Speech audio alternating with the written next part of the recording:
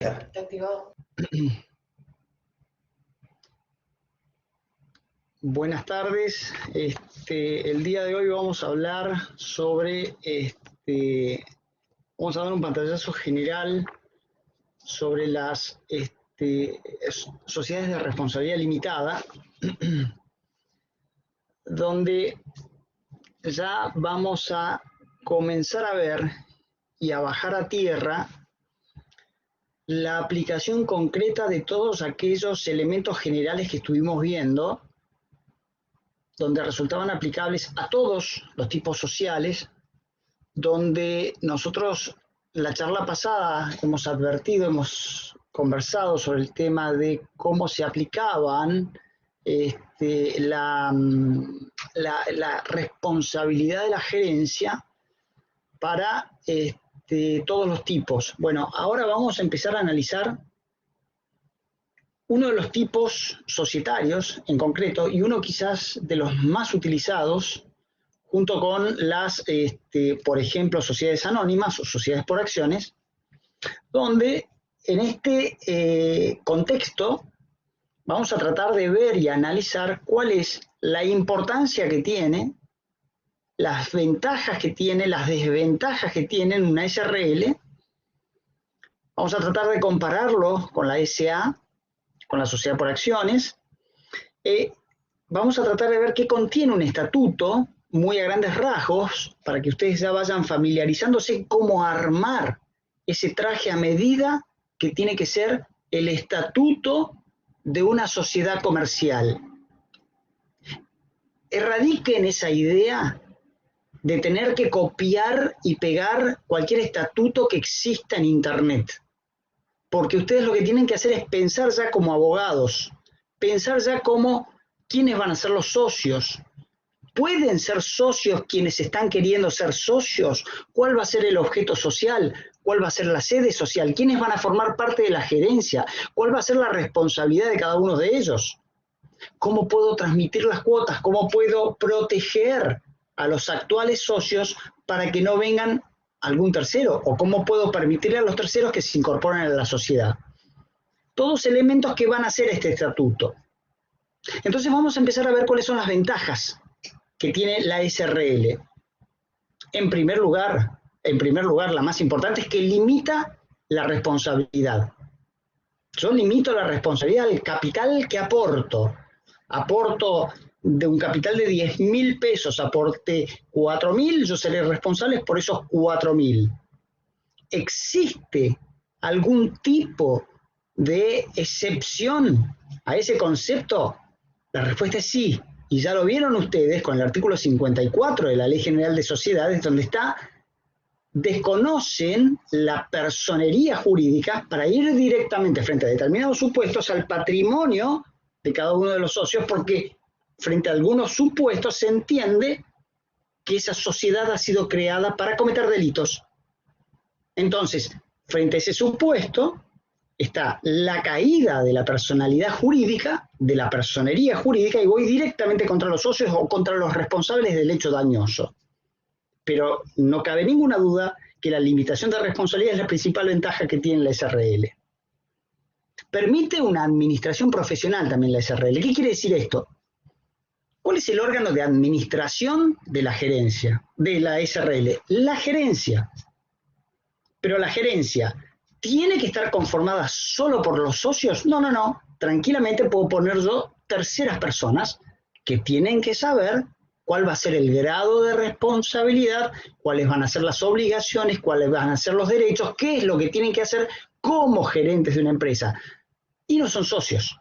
Con lo cual, puedo elegir gente profesional en el sentido de saber el manejo de una empresa. Por ejemplo, ponemos una SRL para criar pollos. Yo no tengo la más remota idea, pero sí tengo el capital.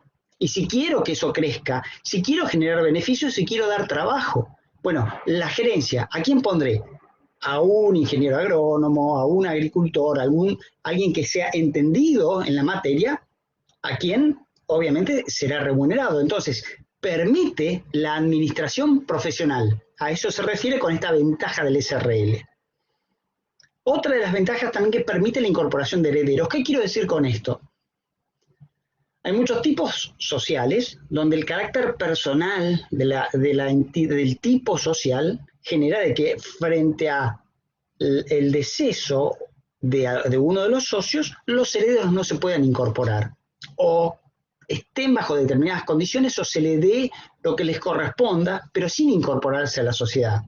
Bueno, a través del artículo 155 de la Ley General de Sociedades, existe la inoponibilidad de la transmisión de las cuotas para con los herederos, donde va a reglamentar de manera concreta durante cuánto tiempo los herederos van a poder ejercer, van a poder decidir si quieren incorporarse o no a la sociedad. Otra de las ventajas que tiene la SRL es la de la resolución de conflictos a través de la transferencia de su participación. No todo es color de rosas en la vida comercial de cualquier tipo de entidad. Y es posible, altísimamente probable, que existan conflictos. Que el socio A no se lleve bien con el socio C. Que el socio C le diga al socio A que está sacando más dinero del que le correspondería. Que el socio A le diga al socio B que no puede administrar de la forma que está administrando. Y ese principio de affectio societatis que decíamos que tiene que ser el regulador de la creación de la persona jurídica de la sociedad comercial, quizás nos lleve a nosotros a advertir, decir, bueno, a ver, ¿cuál es la solución acá? Para tratar de no llegar a un litigio, para tratar de no llegar a tribunales, porque termina siendo una situación conflictiva y a la larga termina siendo algo que perjudica la vida misma, interna de la sociedad como externa, porque puede generar muchos costos. Entonces, ¿cómo se soluciona esto? A través de la transmisibilidad de la participación. Basta, no quiero estar más acá, vendo las cuotas, vendo mi participación. Esta venta de participación, esta cesión de cuotas, va a tener una diferencia con la SA, que ya la vamos a ver en un ratito, pero implica que yo, a cambio de un monto económico o a cambio de lo que yo vaya a negociar con el resto de los socios, me voy de la sociedad, respetando siempre lo que establezca el estatuto. Otro de los elementos que ya hoy ha quedado superado como ventaja del SRL es que se permite la sociedad entre cónyuges. Hoy la sociedad entre cónyuges puede en cualquier tipo de tipo social, pero es un elemento también a tener en cuenta para tratar de armar alguna estructura empresaria en esas uniones convivenciales o lo que pudiese llegar a existir o frente al matrimonio para tratar de establecer acuerdos claros. Y un tema interesante, y por eso decía que es uno de los tipos sociales más adaptables y que mejor se adecuan a la vida común, es que la SRL es el tipo social más elegido, por ejemplo, de sociedades que provienen desde Estados Unidos. Entonces dirán ustedes, ¿cómo? Adviertan ustedes, después googleenlo y fíjense o busquen en el boletín oficial y adviertan cómo está constituida una sociedad, por ejemplo, como Walmart, cómo está constituida una sociedad como Epson, cómo está constituida una sociedad como Mercado Libre. Entonces, ustedes dirán, ¿cómo y qué pasó? ¿Por qué Microsoft? Fíjense cómo está Microsoft. Entonces dirán, perdón, ¿cómo? Estas no eran mega empresas y ¿por qué están como SRL? Tiene una cuestión impositiva en Estados Unidos, es considerada una sociedad de personas. Tema importante. Nosotros acá cuando veamos la naturaleza jurídica del SRL, que lo van a tener que profundizar con la bibliografía con la cual ustedes preparen la materia, van a advertir que esta es una entidad de carácter mixto donde prevalece la persona del socio, a diferencia de la SA, donde prevalece el capital. No me importa tanto la persona del socio, prevalece el capital. En esta prevalece la persona del socio. Ese hecho de prevalecer, de tener este carácter personal, es lo que hace a que en Estados Unidos tenga cierta ventaja impositiva porque es una sociedad transparente. No quiere decir que la SA sea una sociedad no transparente, pero a los efectos impositivos en países como los Estados Unidos, una inversión en el extranjero bajo esta modalidad de sociedades de personas es bien visto y tiene una ventaja impositiva. Por eso es que casi todas las sociedades que provienen de los Estados Unidos son o adoptan el tipo de la sociedad de responsabilidad limitada. Pero bueno, también tiene desventajas la SRL. Y entre esas desventajas podemos mencionar la responsabilidad solidaria por la integración. Está contenido en el artículo 150 de la Ley General de Sociedades. ¿Qué quiero decir con esto? Cuando todos somos 3 socios y nos ponemos al frente de un emprendimiento comercial, tenemos que aportar cierto capital y en el plazo de 2 años integrar el saldo que quede para llegar a cumplimentar ese 100% del capital social. Si tenía que aportar 40.000 y aporté 20, tengo 2 años para integrar los 20 restantes. Ahora, ¿qué pasa si yo no lo integro a ese 20 restante? Todos los socios de manera solidaria se van a ver obligados a integrarlo. Tiene algunas consecuencias que la van a ver en el artículo 150 de la Ley General de Sociedades. Otro de los aspectos negativos que tiene la SRL es la rigidez para la modificación del elenco de socios. ¿Qué quiere decir esto? Que tenemos los socios, pero los socios no pueden ser modificados tan fácilmente como si serán modificados los socios o los accionistas de una sociedad anónima. ¿Por qué sucede esto?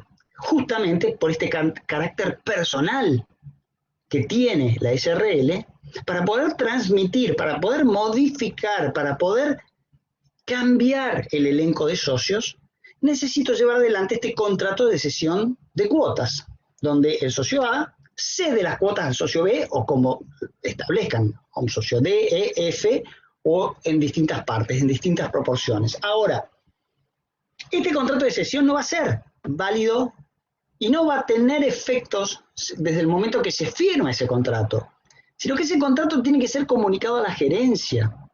Y una vez comunicado a la gerencia se tiene que inscribir en IGJ en Capital Federal, en el Registro Público de Comercio.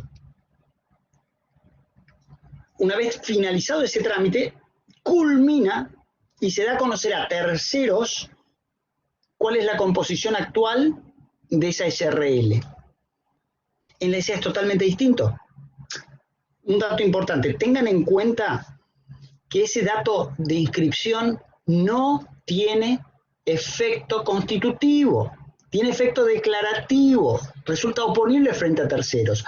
Va a tener 100% de efectos desde el momento que cedente, cesionario, comunican a la gerencia que se ha producido la cesión. Ahora, se inscribe en el Registro Público de Comercio los efectos de la oponibilidad a terceros. Bueno, nada de eso ocurre en la SA.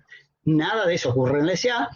En la SA es un contrato rápido de transferencia accionaria, donde se comunica a través del artículo 215 al directorio que se transfirió las acciones, el directorio toma nota en el libro registro de accionistas y se acabó el tema, en tanto y en cuanto no se viole ni la ley, ni el estatuto, ni por ahí alguna otra disposición que pueda estar dando vuelta, como por ejemplo algún contrato parasocial que limita la transmisibilidad de las participaciones de los socios. Pero bueno, esto es un elemento, esta rigidez en la modificación del elenco de socios es un aspecto negativo que tiene la SRL.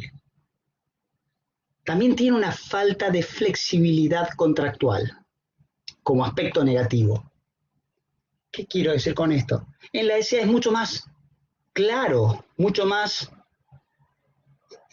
limpio, si cabe el término, cómo opera una SA.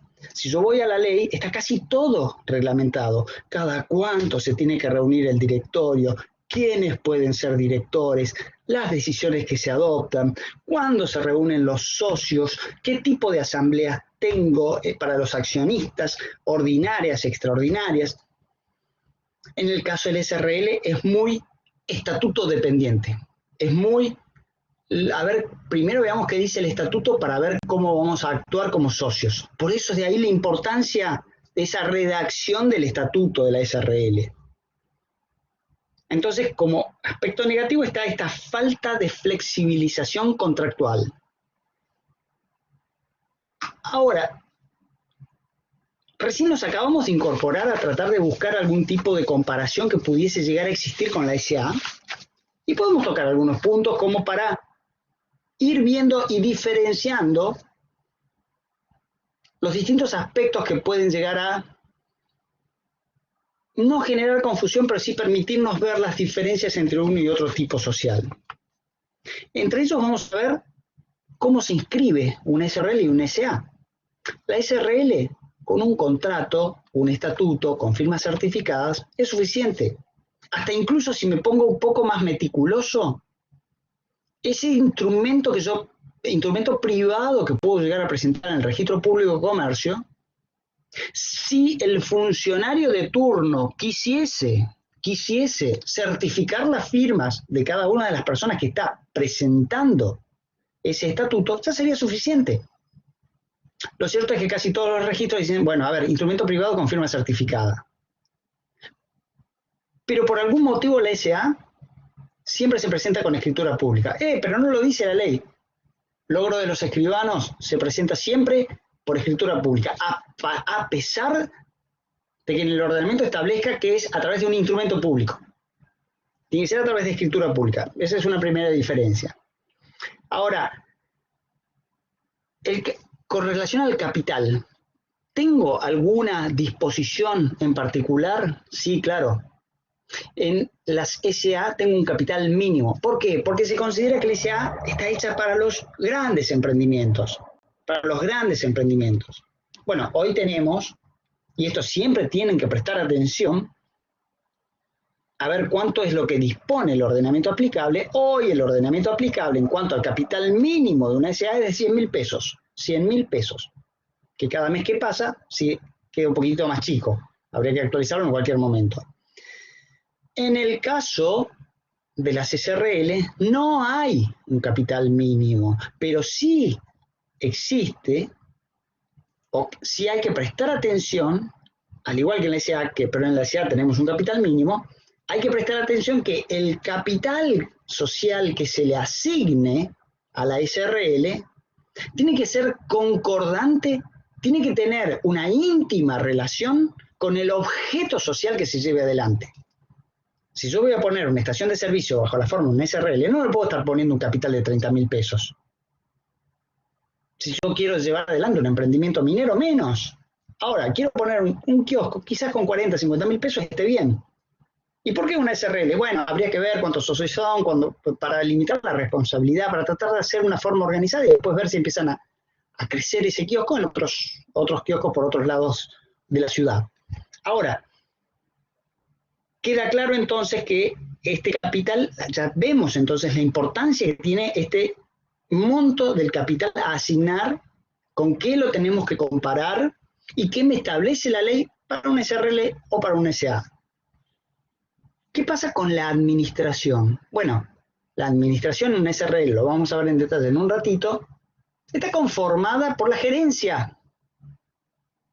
¿Quién conforma la administración de la SA? El directorio. ¿Van a haber diferencias? Claro que sí. El directorio es el órgano profesional, quizás por excelencia, donde también habíamos dicho la claridad que tiene la figura del SA. El directorio también me va a establecer los derechos y obligaciones, las incompatibilidades e inhabilidades de una persona para ser director. En la gerencia no. La gerencia es, hasta todos los socios pueden ser gerentes. Fíjense ustedes esa desprolijidad y el desconocimiento que muchas veces existen, que es hasta común advertir en el fuero laboral, no así en el comercial, que para los jueces comerciales, cuando se inicia una causa, una demanda laboral de algún trabajador en contra de la sociedad, meten en la misma bolsa y hablan de gerentes y socios como si fuese lo mismo. Parece que no hubiesen estudiado derecho societario, porque los gerentes y los socios pueden estar diferenciados, habíamos dicho, la gerencia o el órgano de administración, la SRL, puede ser profesional, y quizás el socio no tenga nada que ver con la administración, y muchos laboralistas meten al socio como responsable, porque decir, usted es socio gerente, no, era socio, no era gerente, no tengo nada que ver con la administración, y si no le pagaron las cargas sociales al trabajador, no es culpa mía. Pero es un pequeño un pequeño concepto sobre lo que está ocurriendo hoy en algunos fueros, en especial en el laboral, sobre estos temas de la gerencia. Pero lo cierto es que en la gerencia, bueno, puede ser conformada por un solo gerente o puede ser conformada por varios gerentes. ¿Qué pasa con las reuniones de socios? Y acá también tengan presente lo que hablábamos de la persona jurídica, la teoría del órgano, para cómo se conformaba un órgano accionista, un órgano director, un órgano fiscalizador. Y los accionistas, ¿qué es lo que pasa? También es mucho más claro el tema del SA que el de la SRL. Pero la SA me va a decir, bueno, ustedes se tienen que reunir una vez por año para las asambleas ordinarias, se tienen que reunir extraordinaria, este es el quórum, la ordinaria, este es el quórum, la comunicación de asistencia. Bueno, en la SRL, a ver qué es lo que dice el estatuto, a ver cómo se va a establecer, a ver cómo se van a tomar las decisiones, a ver si tengo mayorías especiales, a ver si tengo el voto mayoritario de un socio y la ley, por este carácter personalista que tiene el tipo social, me va a exigir el voto de otro. Yo tengo el 90% de las cuotas sociales, quiero tomar una decisión y la ley me dice, momento, ¿qué dice el otro socio? Voy a necesitar el voto del otro socio, con lo cual muchas veces se genera un obstáculo. ¿Qué pasa si el otro socio no aparece? ¿Qué pasa si el otro socio fallece? ¿Qué pasa si estoy solo en la sociedad? ¿Cómo lo intimo? ¿Qué necesito hacer para cumplir con esa prerrogativa legal? Si tengo 3 socios no hay problema. Con lo cual ahí también hay una solución. Tengo este problema, no lo encuentro este muchacho, se fue a vivir a Ruanda, entonces el 10%, bueno, ¿qué hago? Transfiero el 5, el 10% a otro socio y lo hago votar a ese socio como él quiera. Mi primo, mi hermano, mi hijo o quien fuese.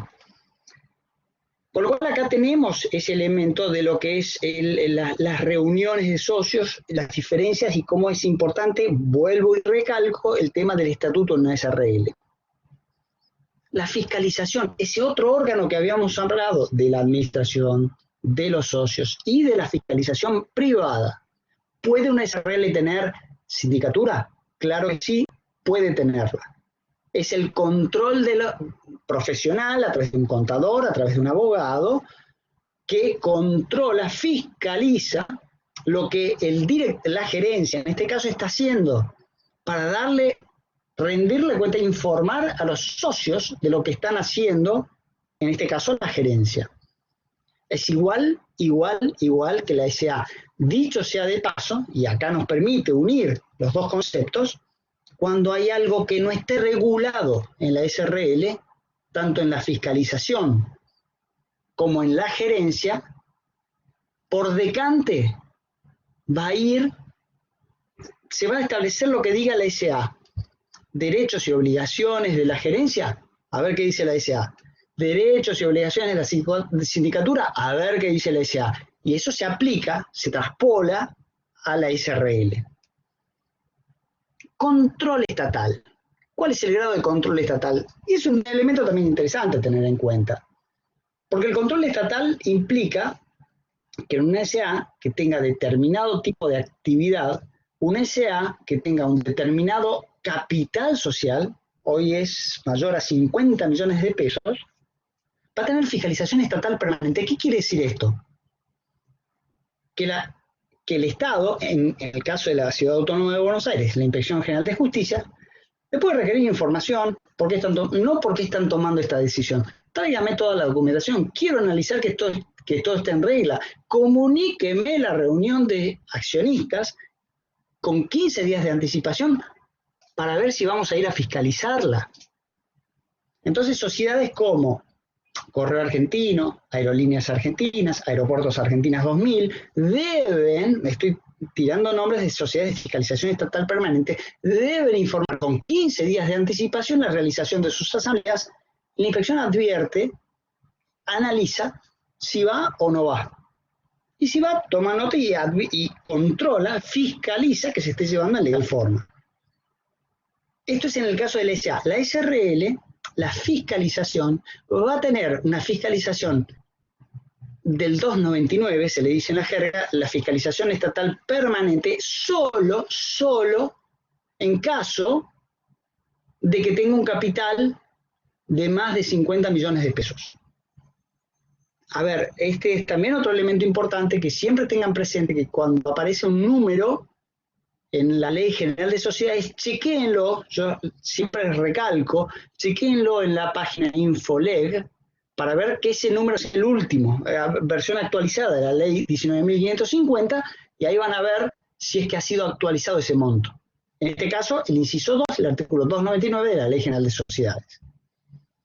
Entonces, puede tener esta fiscalización estatal permanente, pero no al solo efecto de que tiene que presentar balances, porque los balances, los ejercicios económicos en SRL no se presentan en el Registro Público de Comercio, no se presentan. Sí se presentan los de la SA. Si uno quiere saber cuál es el estado de cualquier SA, hay que ir al Registro Público de Comercio y pedir que le muestren los balances, que es un registro público de comercio, con lo cual están a disposición. Lo que puede ocurrir es que alguna sociedad no esté al día con la presentación de sus balances, un motivo por el cual, si así fuese, podría llegar a ser pasible de sanción. Y ya que estamos hablando del 299, si le pegan un vistazo al 300, 301, 302, ahí están contenidas las sanciones que puede aplicar el órgano de control. Apercibimiento con publicación, multa. Y en algunos casos, requerir a la autoridad judicial la disolución. Entonces, esto es lo que hace en cuanto a al control estatal de las SRL, y aprovechamos para comparar el control estatal con la SA. ¿Cómo es un estatuto de una SRL?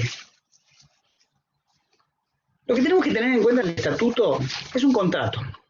Es un contrato donde va a tener cláusulas que son muy importantes, todas.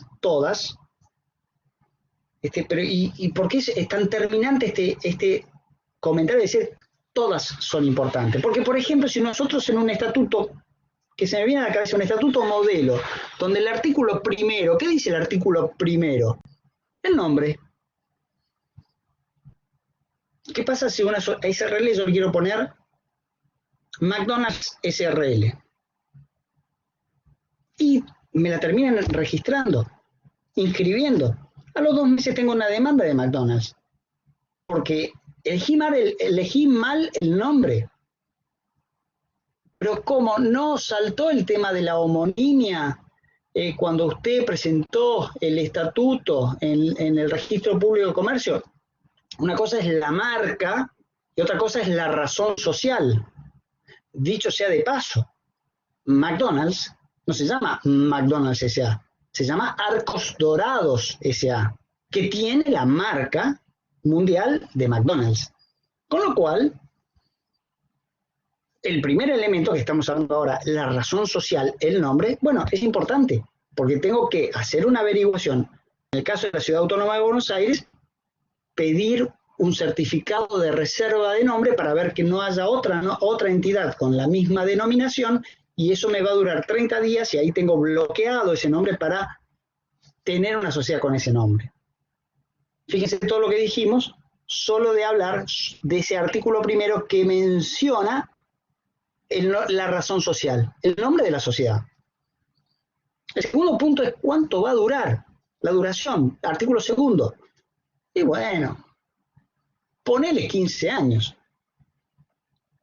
Bueno, lo que generalmente ocurre, que al año 17 alguien dice, che, la sociedad está vencida, porque nadie se dio cuenta de que tenía 15 años de duración. ¡Japa! Y ahí empiezan a jugar dos institutos de la Ley General de Sociedades, que es la prórroga o la reconducción. ¿Cuándo vamos a hablar de prórroga? ¿Cuándo vamos a hablar de reconducción? Cuando esté antes del vencimiento nos damos cuenta, entonces vamos a hablar de prórroga, tenemos determinadas mayorías, un determinado procedimiento y vamos a prorrogar la duración de la sociedad. Y si no nos dimos cuenta que ya estaba vencida, Bueno, la vamos a tener que reconducir bajo otros aspectos, otras mayorías, otro procedimiento. Tema importante. Entonces, ¿qué hacemos con el término? Algunos ordenamientos a nivel internacional ponen duración ilimitada. Duración ilimitada. Acá no.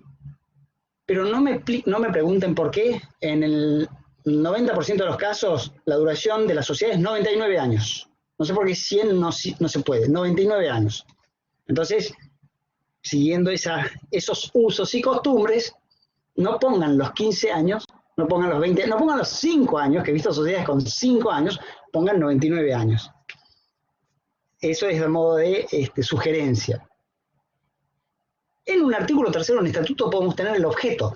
Es altamente probable que tengamos el objeto. Bueno, ¿cómo debe ser el objeto? Y acá empezamos a tomar cosas de esa parte general que ya vimos, que la estamos bajando a tierra y estamos estableciéndola en un estatuto.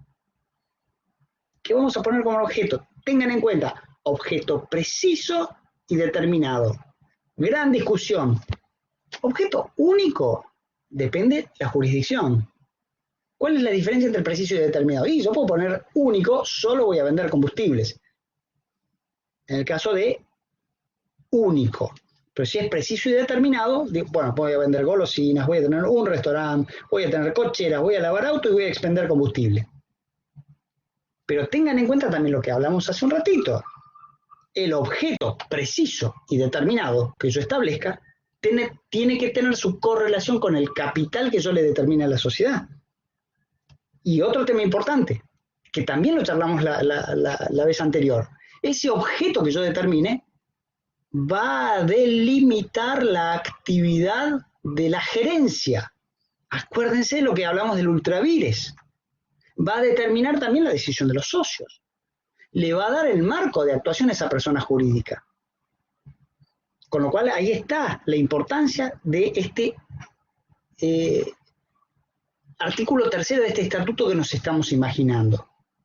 En un artículo cuarto vamos a tener que poner el capital. Ya hicimos mención. ¿Cómo va a ser el capital? ¿De cuánto va a ser el capital? ¿Cómo vamos a distribuir las cuotas? ¿Cuánto va a tener el porcentaje cada uno en función de lo que cada uno aporte? ¿Van a tener todos sus partes iguales? Bueno, entonces todos tienen que poner la misma cantidad de dinero. Bien, esto va a estar determinado en cómo se va a conformar este capital social de esta hipotética sociedad de responsabilidad limitada que estamos tratando de armar un estatuto. En un artículo quinto nos vamos a tener que dedicar a la administración. Uno de los elementos de esa persona jurídica, administración, que en este caso el SRL va a ser la gerencia. ¿Y cómo hacemos con la gerencia? ¿Quieren ser todos socios? ¿Algunos quieren ser socios? ¿Gerentes? ¿Todos los socios quieren ser gerentes? ¿Alguno de los socios quiere ser gerente? ¿O va a ser una gerencia unipersonal? ¿Unipersonal o colegiada? Va a tener distintos efectos jurídicos, frente internos y externos. Diferentes tipos de responsabilidad. Una cosa es la responsabilidad como socio, que es la gran ventaja del SRL. Otra cosa es la responsabilidad solidaria e ilimitada de un gerente que no ha cumplido con el objeto, que ha firmado cosas que no debió haber firmado, que ha generado responsabilidad, que le ha dado pérdidas bajo su exclusiva culpa, que no ha actuado con la diligencia del buen hombre de negocios que habíamos visto en la charla anterior, que no actuó con la lealtad y diligencia del buen hombre de negocios que habíamos visto en la charla anterior. Eso genera responsabilidad que va más allá de la limitación de responsabilidad del socio. Con lo cual, ¿cómo vamos a determinar, cómo vamos a armar esta gerencia? Es muy importante en este hipotético artículo quinto del estatuto que estamos viendo, que va a tener también relación con el hipotético artículo sexto, que va a ser la garantía de estos gerentes. Van a tener que constituir una garantía por imperio legal también. En el ámbito de la Ciudad Autónoma de Buenos Aires se le pide una póliza de caución, donde pagan una póliza renovable anualmente, donde frente a esa responsabilidad solidaria ilimitada, la póliza va a tener que salir a pagar. Hoy quedó un monto ínfimo de 50.000 pesos, pero es buena la intención. Antes se le ponía solo 1.000 pesos, 10.000 pesos de garantía. Hoy hay que contratar esta póliza para poder demostrar que uno está actuando y tiene cierto respaldo para algún eventual perjuicio que pueda llegar a causar o responsabilidad que pueda llegar a tener dentro del ejercicio del cargo de gerente. También vamos a tener que ver y analizar cómo se van a tomar las resoluciones sociales en esta SRL. Vuelvo de nuevo a lo que charlamos recién con la SA. La SA ya está todo más o menos armado, ya sabemos cuánto, cómo. En este tenemos que ver qué es lo que dice el estatuto. ¿Por qué? Ojo, pueden haber votos por correspondencia en un SRL. Y está específicamente establecido cómo es ese voto por correspondencia. O puedo tener un voto con mayorías especiales. A ver qué es lo que me dice. Y que si no dice nada el estatuto, ojo que puede ser el 3/4 de la mayoría del capital social si no dice nada el estatuto. Pero en principio casi todos los estatutos y casi cualquier abogado avesado va a poner la mitad más uno, la mayoría absoluta. La mayoría absoluta. La mayoría absoluta del capital social, con eso se van a tomar las decisiones. O la mayoría absoluta del capital presente se van a tomar las decisiones. También vamos a tratar de determinar cuál es el quórum, si hay alguna decisión especial que va a tener una mayoría especial. Todo esto lo vamos a incluir en esa cláusula de reglamentar cómo se reúnen los socios, en este hipotético artículo 7º. En el artículo 8º, vamos a empezar a hablar de la transmisibilidad de las cuotas. ¿Puedo prohibir la transmisibilidad? No, puedo limitarla, no puedo prohibirla. Pero sí puedo decir, bueno, nosotros, muchachos, sabemos bien qué va a hacer cada uno, bueno, sigamos así hasta el fin de los tiempos. Entonces vamos a tratar de establecer cláusulas y ahí presten atención a lo que establece el artículo 152 y el artículo 153, donde habla de la limitación a la transmisibilidad de las acciones, de las cuotas. Donde también podemos someter a una conformidad mayoritaria o unánime para esta transmisibilidad de cuotas, y también podemos establecer un procedimiento para llevar adelante esta cesión de cuotas. Lo puede establecer el estatuto, puede haber un derecho de preferencia, otro socio que diga, bueno, nosotros estamos antes, tenemos preferencia para el caso que alguien se quiera ir. Con lo cual, este artículo, este elemento de la transmisibilidad también denota este carácter personalista que tiene la SRL. En este hipotético estatuto que estábamos viendo, en otro artículo vamos a tener que empezar a hablar de lo que es el estatuto, lo que es el ejercicio económico. Toda sociedad comercial anualmente tiene que tener un balance, un ejercicio económico. Entonces vamos a tener que determinar cuándo va a ser la fecha de cierre.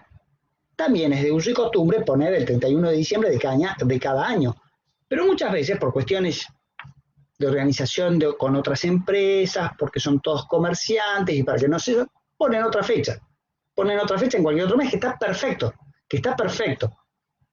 Siendo esta situación, el balance va a adquirir una importancia relevante en cualquier sociedad comercial, pero en especial en el SRL y en el SA, porque me va a determinar cuánto se está gastando, si es que cuánto me queda de reserva legal, tengo que constituir una reserva facultativa, cuánto me dio de pérdida este ejercicio, por qué me dio la pérdida este ejercicio, qué dice la memoria de la gerencia. La memoria es la explicación de la gerencia de por qué estamos viendo el ejercicio económico como lo estamos viendo. Y lo más importante, ¿hay ganancia o no hay ganancia? Y lo otro más importante, ¿qué hacemos con la ganancia? La distribuimos como utilidades, la reinvertimos en la empresa, hacemos una reserva por las dudas, reserva libre. Y el otro elemento muchísimo más importante es qué pasa si hay pérdida. Cuando hay pérdida empiezan a encenderse las alarmas. ¿Por qué? Porque puedo estar en estado de disolución.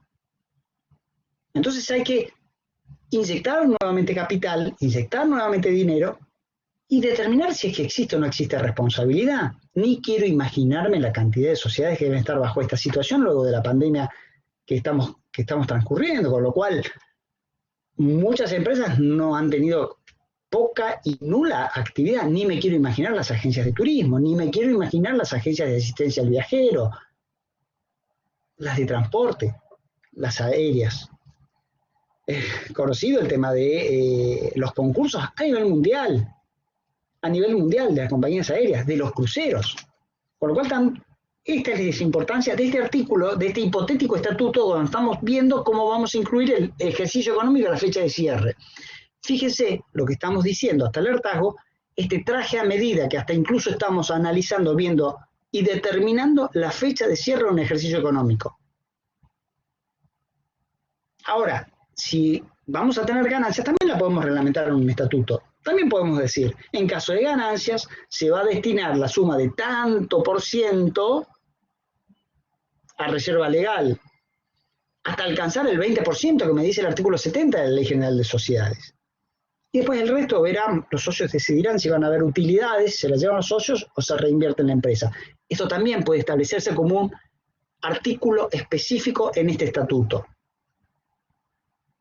Y por último podríamos determinar las causales de disolución, donde podemos establecer algunas independientes de las que ya contiene la ley, o bien diciéndole las causales de disolución son las contenidas en el artículo 94 de la Ley General de Sociedades.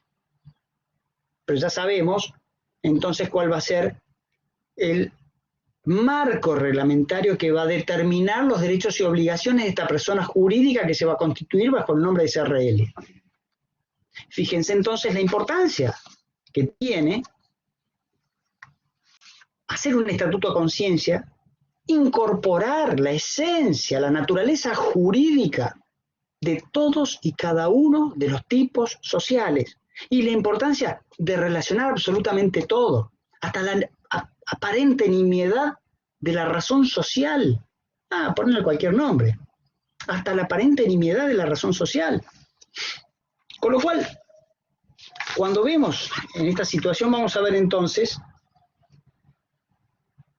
y vamos a refrescar un poco las ideas de lo que es la gerencia. La gerencia puede ser por tiempo determinado, puede ser por tiempo indeterminado. Gran ventaja. ¿Por qué? Porque en la SA me dice que el directorio dura máximo 3 ejercicios. Pónganle 3 años, pero la ley dice 3 ejercicios. Acá lo podemos hacer por tiempo indeterminado. ¿Y qué nos trae? Nos ahorra dinero. Es una estructura menos costosa que una SA. En una SA tengo que publicar cada vez que, en el boletín oficial, cada vez que voy a convocar una asamblea, si es que no tengo el 100% de los accionistas, tengo que presentar los balances, tengo que pagar una tasa anual, tengo que inscribir el directorio cada 3 años si es que ese ejercicio está vencido. Bueno, nada de esto pasa en la SRL. Con lo cual muchas veces es uno de los elementos determinantes la elección de una SRL en contraposición a una SA. Y lo que también tenemos que tener en cuenta es una gerencia que vamos a tener que elegir gerentes suplentes, para que el órgano no quede acéfalo. Y también le vamos a aplicar, por analogía, lo que establece la SA, si es que vamos a ver, o si es que vamos a tener el órgano de fiscalización que nos permite, si tenemos un órgano de fiscalización, si tenemos una sindicatura, que podríamos prescindir de la gerencia suplente. Pero en principio tengan en cuenta que vamos a tener una gerencia con los gerentes titulares y gerentes suplentes. Gerente individual, unipersonal, gerencia plural. Esta gerencia plural, también el estatuto va a determinar cuál va a ser la forma de actuar. Podemos establecer entonces la función de cada uno. Vos te vas a dedicar a vender, vos te vas a dedicar a los proveedores, vos te vas a dedicar a buscar nuevos clientes. Puede ser una administración conjunta, puede ser colegiada, puede ser específicamente determinada, pero en caso de silencio, todos pueden obligar a esa persona jurídica. Con lo cual, imagínense la importancia de no poner nada. En caso de silencio, todos obligan, todos pueden realizar actos de manera indistinta que obligan a la persona jurídica. Ahora van a derechos y obligaciones, por supuesto. Y acá viene la asimilación a la SA. Entre los derechos que tenemos, obviamente la gerencia es un cargo remunerado. Se paga por ser gerente, se le paga a una persona por administrar una sociedad. Es un derecho que tiene. ¿Es un trabajador? No, no, no, no, no. Puede llegar a entenderse en algún momento que sea un trabajador, pero un gerente tiene un régimen totalmente distinto a un trabajador, porque se entiende, está más emparentado a la patronal, si cabe el término, pero el artículo 261 de la Ley General de Sociedades establece concretamente cómo van a ser el tema de la remuneración de los honorarios en el órgano de administración, en este caso de la gerencia. Va a tener el derecho de información, va a tener que solicitar libros, es otro de los derechos que también caen sobre el gerente. Va a poder asistir a todos los tipos de reuniones sociales con voz, y no con voto, pero sí con voz, para que quede constancia en acta y se pueda defender, o llegado el caso, pueda dar su opinión de determinadas cuestiones, y se puede eximir de responsabilidad, puede estar exento de responsabilidad si es que establece su voto negativo en las reuniones de gerencia. Tengan muy en cuenta la importancia de esto, lo que establece el artículo 274 y 275 de la Ley General de Sociedades. Si yo digo, muchachos, se están haciendo macana por todos estos motivos, en el ámbito de una gerencia, por favor que deje constancia en el acta, que yo estoy en contra de todo esto, porque esto está llevando a la debacle por tal motivo, por tal motivo, por tal motivo, a la sociedad comercial. Dicho eso, yo puedo llegar a estar exento de responsabilidad frente a los socios. Cuando determinen quiénes son responsables de esto, díganme, a ver qué, mira, fulanito dijo que estaba en contra de todo esto, pero él no es responsable. Él no es responsable de la debacle que estamos viviendo en la sociedad comercial, ¿no? Pero las obligaciones, así como dijimos cuáles son los derechos, también vamos a tener obligaciones en una gerencia, y acá le vamos a aplicar también lo que establece la sociedad anónima. Y entre esas obligaciones tenemos la prohibición de contratar con la sociedad. Claro, yo gerente digo, yo tengo, ¿a qué nos dedicamos? A los remises. Sí, yo te puedo alquilar los autos míos.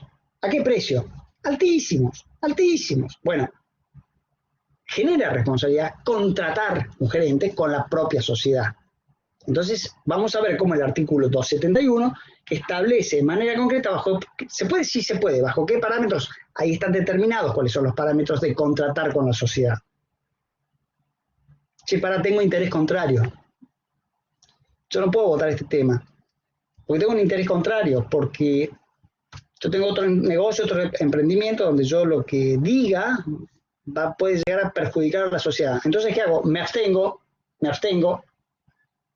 Es otra de las obligaciones de la gerencia, aplicables también a la SA. Estamos sacando lo que establece el SA y lo estamos trayendo para el SRL. Esto del interés contrario lo dice el artículo 272 de la Ley General de Sociedades. Sí, tengo una actividad en competencia. También me tengo que abstener o les tengo que decir determinados puntos, no puedo yo seguir actuando. La responsabilidad va a estar dada si es que yo actúo en competencia, y esto está establecido en el artículo 273 de la ley. Y las responsabilidades por mal desempeño del cargo, artículo 274 de la Ley General de Sociedades. Entonces, fíjense lo que hablamos en la charla anterior. Desempeñarse con la lealtad y diligencia del buen hombre de negocios. Ya acá estamos siendo un poco más finos. Ojo con la prohibición de contratar con la sociedad, ojo con la actuación en competencia, ojo con el interés contrario. Todo eso genera responsabilidades. Ojo con eso. Con lo cual, acá también hay que ser precavidos cuando muchas veces a nosotros, incluso a nosotros como abogados, nos van a decir, doctor, ¿no quiere meterse en la gerencia de la empresa? Bueno, ustedes todos tenemos que conocer cuáles son los derechos y las obligaciones ejerciendo este cargo de gerente.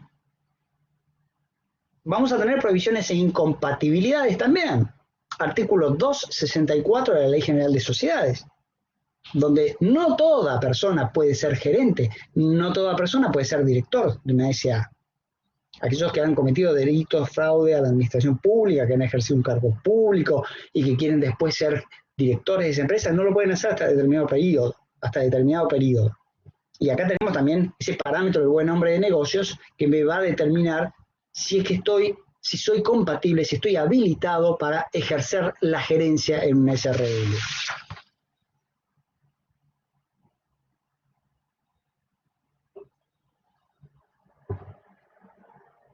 el último punto a considerar va a ser que todas las decisiones que se adopten tienen que estar transcritas en actas, artículo 162 de la Ley General de Sociedades, donde no tiene que ser una transcripción literal, pero sí va a ser un elemento importante donde ustedes tienen que tener en cuenta que todo lo que se hace, se dice y se proyecta tiene que estar plasmado en libros, para que los socios, los órganos de fiscalización, llegado el caso, el Estado, la gerencia misma y cualquier tercero con interés legítimo sepa qué es lo que está haciendo la empresa.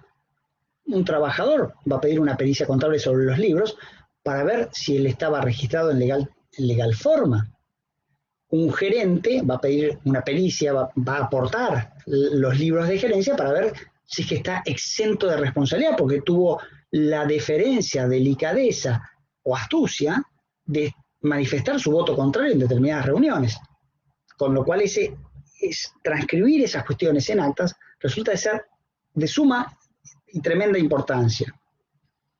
De esta manera hemos tratado de ver, de analizar, de jugar un poco con el Instituto de la Sociedad de Responsabilidad Limitada.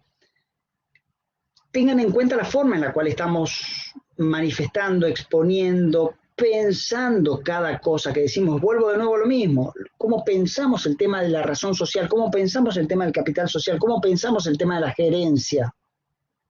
Esto es para que pensemos cuando lo plasmamos en los exámenes, para explayarnos de una manera cierta, concreta, demostrando conocimiento y manejo, aprehensión del tema.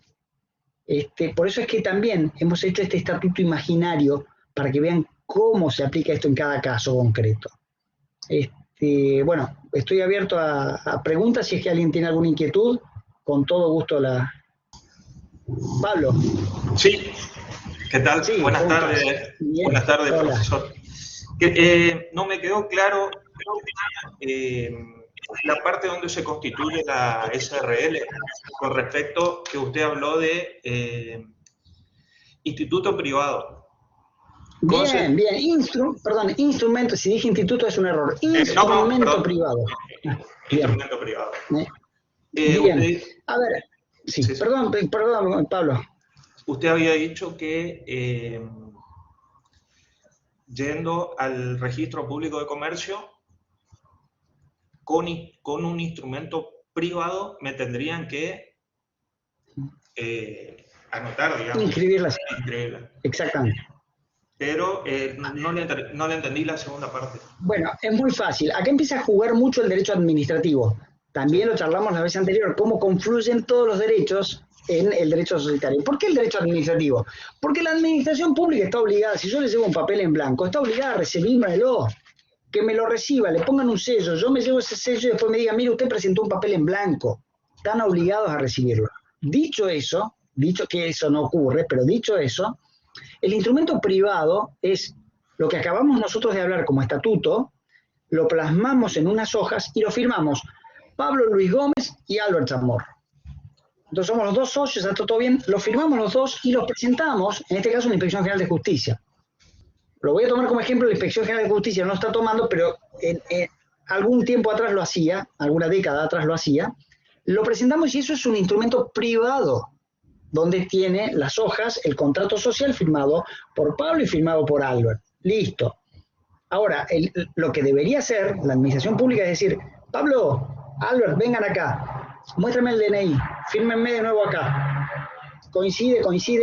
El funcionario público que certifica, no notarialmente hablando, sino que está constatando y da fe dentro del ámbito del registro público de comercio, puede llegar a decir coincide, hay un sello que dice, coinciden ambas firmas, veo que son las mismas personas que firmaron delante de mí, vaya para adelante porque eso ya es un instrumento público. Esa SRL pasa a ser un instrumento público, ese instrumento privado pasa a tener firma certificada.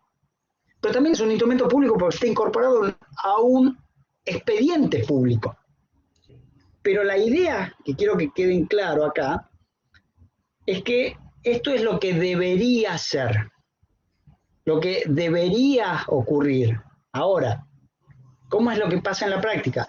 Puedo llevar un contrato con firmas certificadas de Pablo y de Albert, donde un escribano dijo, firmaron ante mí, una planchuela detrás, y así es como se inscribe hoy en día. A diferencia de una SA, donde hay que ir con una escritura pública, donde hay toda una hoja notarial, donde un escribano dice, ante mí están los señores Pablo y el señor Albert, quien me manifiestan la intención de constituir una SA que se va a denominar y que el estatuto va a ser conforme se detalla a continuación. En hojas duras, que son las escrituras públicas, escritura número tanto, con toda la formalidad que tiene una escritura pública y los costos que tiene una escritura pública. Esa es la diferencia que quise hacer. Sí, otra cosita, por favor. En el seguro de caución, con respecto al socio gerente. ¿El seguro de caución se contrata para hacia terceros o para adentro de la sociedad? Muy buena pregunta, muy buena pregunta. La responsabilidad del gerente es solidaria e ilimitada. ¿Frente a quién? Frente a los socios y frente a los terceros. Entonces, ¿para quién va a usar esa póliza? Frente a los socios y frente a los terceros. A ver, es el resguardo, es la espalda que yo tengo por si alguna macana me mando en el ejercicio de la gerencia. Lo cierto es que esas pólizas hoy salen 1.200 pesos y no abarcan más de 50.000 pesos, con lo cual es nada, es nada. Y es más preocupante, porque entonces voy a tener que salir a solventar con todo mi patrimonio, eventualmente por algo que ocurriese. Y lo llevo al ámbito laboral, del derecho laboral. Un empleado que me dice, yo estuve en negro 5 años, y usted era el gerente, y usted ha avalado todo esto. Yo ni lo conozco, este muchacho. ¿Y cuánto querés? 6 millones de pesos. Si me condenan en mi patrimonio, no a la sociedad. Y es una responsabilidad solidaria e ilimitada. Después él decidirá a quién ejecuta. Pero bueno, es una de las cosas que está pasando hoy en... ¿Eso me puede repetir? ¿Me puede repetir? Sí, ¿cuál de todas? ¿Por qué lo hace responsable al socio gerente, el empleado? Bien, ¿por qué? Hagamos de cuenta que sea cierto el caso que estoy dando. Que la empresa contrató a 2 personas en negro. Entonces uno dice, che, estoy en negro, me despidieron o me considero despedido porque estoy en negro, estoy informal, entonces inicio una causa judicial ¿en contra de quién? De Cuchuflito, SRL, y en contra de Albert Chamorro, que era el gerente. ¿Por qué? Porque es solidario y limitadamente responsable, porque administraba la empresa y sabía que yo estaba en negro. Él es responsable. Entonces vos decís, pero che, Chamorro también tenía el 40%. ¿Responde con el 40%? Un momento. Estamos hablando de la contratación de un trabajador informal donde él puede llegar a ser responsable de manera solidaria y limitada. Entonces, ahí está el tema de que no va a responder por ese 40%, sino va a responder con su patrimonio. Perfecto. Gracias. Bueno. Por favor. ¿Alguna otra duda o inquietud de alguien? Bueno, espero que vayan llevándola bien. Cualquier duda, entera disposición. Y me avisan por cualquier cosa y nos vemos en la próxima charla. Bueno, muchísimas gracias a todos. Chao, Pablo. Gracias, y suerte.